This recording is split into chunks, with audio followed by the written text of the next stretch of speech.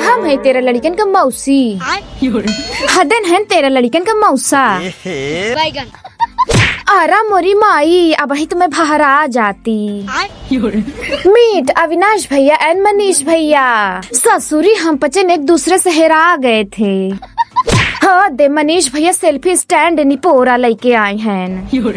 Oh my God, इलुआठे से हम पचन सब जने कैमरा में आए गए। ओ माय गॉड, आवत जतो का पचन के असली रुद्राक्ष दिखाई गाइस। दीदी जबरदस्ती कहत रही लैला दीदी हमके का करब छुछुआई आई ही पहले छुछुआई ली तो बताई। ओ माय गॉड, इन दीदी तो बहुत चिकनी और सुंदर है। इन पूछे का लगावत हो तो कहीं फेयर लवली।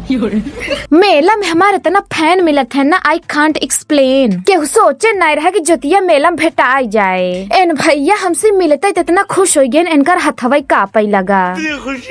साथे फोटो खिंचाए के बाद एकदम खुश हो गए।